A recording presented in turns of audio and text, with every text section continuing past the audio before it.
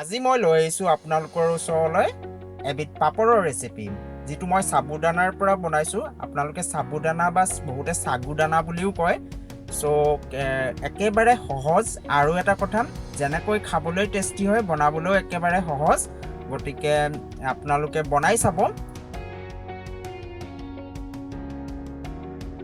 Hello' everyone, কি খবৰ? খাম খুৱাম শিকিম শিকাম উদ্দেশ্যলৈ আকৌ এবাৰ সকলোকে ৰোহন কিটচেনলৈ স্বাগতম জনাইছোঁ। ভিডিঅ'টো শেষলৈকে চাব কিন্তু, আৰু যদি কোনোবাই মোৰ চেনেলৰ নতুনকৈ আহিছে ছাবস্ক্ৰাইব কৰি দিব, আৰু ভাল লাগিলে লাইক এটা কৰি দিব। বলক আজিৰ ৰেচিপিটো আৰম্ভ কৰোঁ। মই সাবুদানাৰ এই মজলীয়াটো লৈছোঁ। ইয়াৰে তিনিটা থাকে, ডাঙৰ, মজলীয়া আৰু সৰু। মই আপোনালোকে যিকোনো এটা ল'লেও হ'ব। এতিয়া এইখিনি আপোনালোকে ভালকৈ তিয়াই থ'ব ৩-৪ ঘণ্টাৰ কাৰণে। তাৰপিছত ভালকৈ ধুই গোটেই পানীখিনি নিগৰি ল'ব, আৰু এখন কেৰাহীত আপোনালোকে বহুৱাই এইটো 4 কাপমান পানী দি আৰু লগতে আধা চামুচ নিমখ দি আপোনালোকে ভালকৈ বইল হ'বলৈ দিব।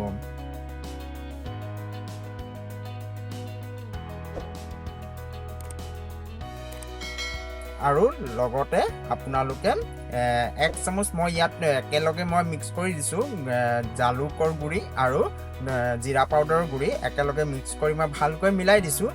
এয়া দেখিছে নহয়।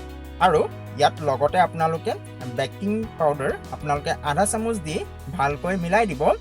আৰু এইখিনি আপোনালোকে যেতিয়ালৈকে ট্ৰান্সপাৰেণ্ট টাইপ নহয়গৈ তেতিয়ালৈকে আপোনালোকে এইখিনি বইল কৰি থাকিব লাগিব। দেখিব থিকনেছটো ডাঠ হ'ব।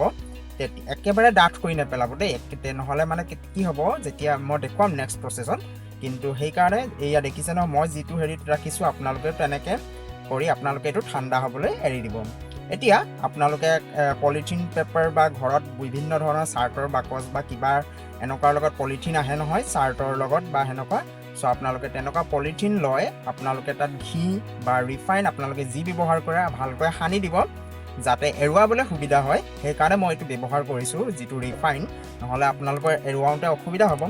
এনেকৈ গোটেইটো লগাই আপোনালোকে যিটো সাবুদানাৰ ৰেডি কৰি লৈছিলে, এয়া দেখিছেনে, এখন চামুচৰ সহায়ত আপোনালোকে অলপ অলপকৈ দি হয় ৰাউণ্ড কৰিব পাৰে, নহ'লে আপোনালোকৰ নিজৰ ইচ্ছা আপোনালোকে কেনেকুৱা শ্বেপ দিব পাৰে। এনেকৈ গোটেইখিনি কৰি লওক। আপোনালোকে কৰি গৈ থাকক, তাৰপিছত যিটো হৈ যাব লগে লগে ৰ'দত দি যাব। এনেকৈ কৰি গৈ থাকিব। আৰু আপোনালোকে যি বিচাৰে, যেনেকুৱা পলিথিন বিচাৰে তেনেকুৱাতে দি দিব পাৰে। আৰু পাৰিলে তলত ডলা বা কিবা চালনী এখন দি ল'ব, তেতিয়া নিবলৈ বা হেৰি কৰিবলৈ সুবিধা হ'ব। গোটেইখিনি আপোনাৰ হৈ গ'লে আপোনালোকে এইখিনি ৰ'দত দি দিব। ৰ'দত আপোনালোকে যদি প্ৰখৰ একেবাৰে যিটো একেবাৰে প্ৰখৰ ৰ'দ হয়, সেইটোত আপোনালোকে 2 দিন দিলেই আপোনাৰ পাপৰ ৰেডি হৈ যাব। এয়া দেখিছে নহয়, মই ৰ'দত দি দিছোঁ 2 ডেইজৰ কাৰণে। এয়া দেখিছে, আফটাৰ 2 ডেইজ মোৰ পাপৰ ৰেডি। দেখিছে নহয়, এয়া চাওক একদম ধুনীয়া হৈছে নহয়নে? একদম পাপৰ নিচিনা লাগিছে নাই বাৰু, কওকচোন আপোনালোকে। মোৰ ৰেডি। কেনে দেখিছে জনাই দিব দেই, কমেণ্ট বক্সত জনাবচোন কেনে পাইছে। আৰু এইখিনি বস্তু আপোনালোকে 4-5-6 মাহলৈকে আপোনালোকে যদি টাইট কণ্টেইনাৰ থাকে তাত আপোনালোকে ভৰাই ৰাখিব পাৰে। আৰু আলহী চালহী আহিলে আপোনালোকে চাহৰ লগত, আপোনালোকৰ যদি বিস্কুট নাথাকে তেন্তে এইটো আপোনালোকে ভাজি দিব পাৰে। এয়া দেখিছে নহয়, মই তেল গৰম কৰি আপোনালোকক ভাজি দেখুৱাইছোঁ। কি ধুনীয়াকৈ হৈছে নহয়নে? একদম আপোনালোকে বজাৰৰ পৰা কিনি অনাটো চাগে ইয়াৰ সমান নহয় নেকি? দেখিছে নহয়, এয়া। মোৰ সাবুদানা পাপৰ ৰেডি। এনজয় কৰক চাহৰ লগত, বা কোনোবা আলহী আহিলে আপোনালোকে দিয়ক।